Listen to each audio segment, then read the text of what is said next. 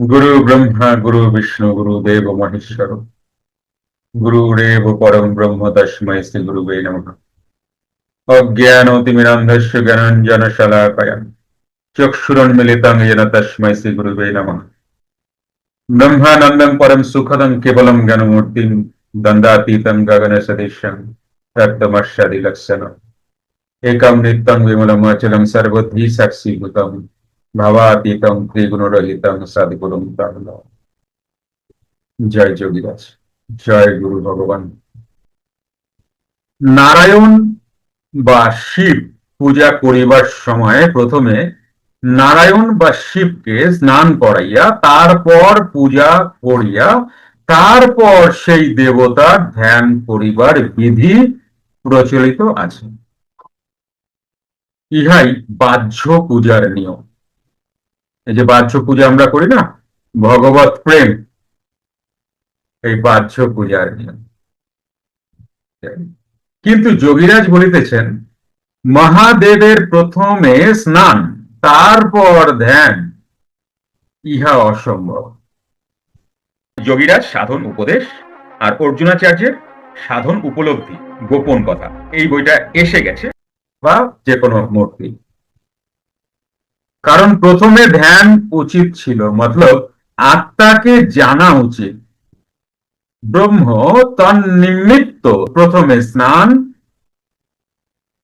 আপনার অবশ্য পরে ধ্যান।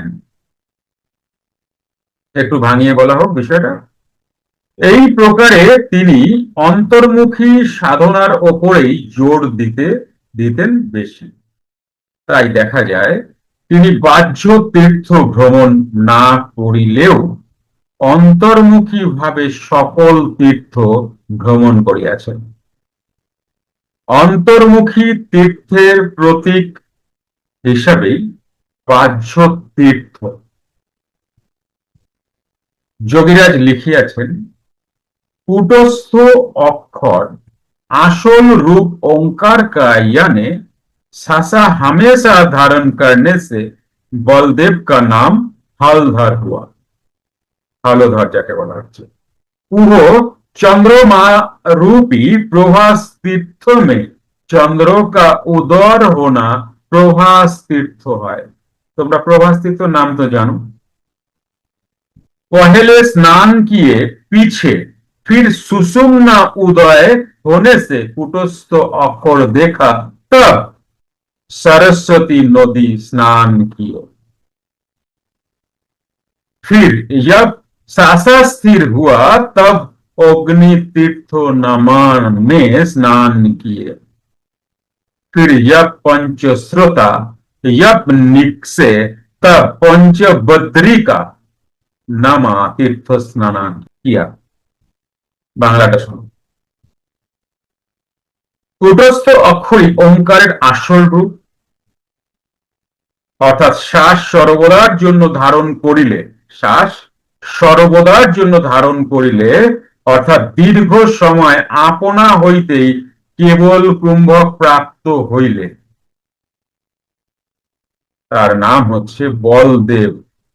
বলদেব নাম হলধর হইল, কারণ বায়ুই বল, অতএব বায়ুই বলদেব এবং বায়ুই হলধর।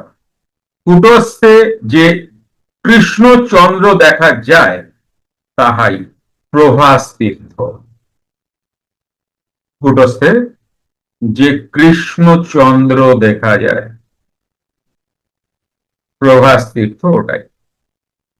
সেই প্রভাব তীর্থে প্রথম স্নান করিলাম। তারপর যখন সুষুম্নার উদয় হইল, সুষুম্নার উদয় হইল মানে কি? সুষুম্না তো আছেই, কিন্তু যখন সুষুম্নার উদয় হইল মানে সুষুম্নাকে জানিলাম, সুষুম্নায় আসিলাম, তখন কূটস্থ অক্ষর দেখিলাম। কূটস্থ অক্ষর, অক্ষর মানে পুরুষ। খর অক্ষর মনে পড়ছে তো, 2-3 দিন আগে পড়ে গেলাম। খর অক্ষর পুরুষ আর উত্তম পুরুষ বা পুরুষোত্তম। তারপর যখন সুষুম্নায় উদয় হইল তখন কূটস্থ অক্ষর দেখিলাম, তাহাই সরস্বতী নদীতে স্নান। পুনরায় যখন শ্বাস সম্পূর্ণরূপে স্থির হইয়া গেল তখন অগ্নি তীর্থে স্নান করিলাম। পুনরায় যখন পঞ্চস্রোত বাহির হইল, অর্থাৎ সহস্রার নির্গত অমৃত ধারা বাহির হইল, তখন পঞ্চবদ্রী তীর্থ স্নান করিলাম। সমস্ত তীর্থে যোগী স্নান করেন, তাই যোগী কোন কুম্ভ বা আদার্স যাওয়ার প্রয়োজন পড়ে না। যোগী কোন যোগী? ব্রহ্মবিদ্যা যারা করেন তাদের বাহিরের তীর্থের প্রয়োজনই পড়ে না। বাহ্য তীর্থ ভ্রমণে আত্মলাভ হয় না। আত্মলাভ মানে আত্মরাজ্য বা আত্মাকে বোঝা যায় না, আত্মা সম্বন্ধে ধারণাও হয় না। শাস্ত্র কি বল? শাস্ত্র বলছেন তথাহি ইদং তীর্থমিদং তীর্থং ভ্রমন্তি তমসা জনাঃ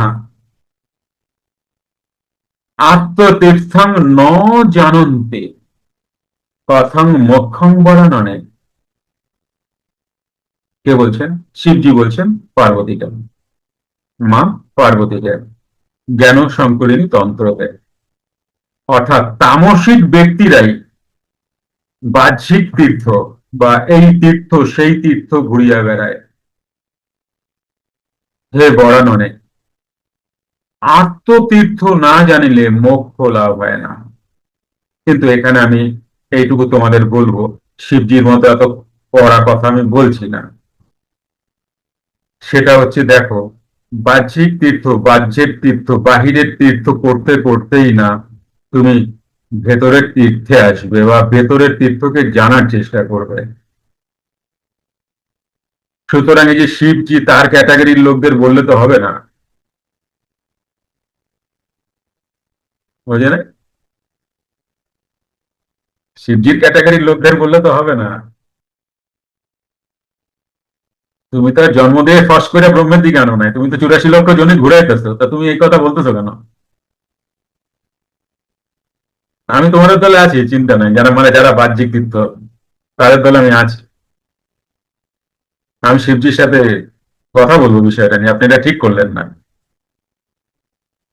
যারা কিছুই জানেন না, সদ্য মানুষ হয়েছেন, তার একটু এই তীর্থ সেই তীর্থ করবে না? কি বলেন?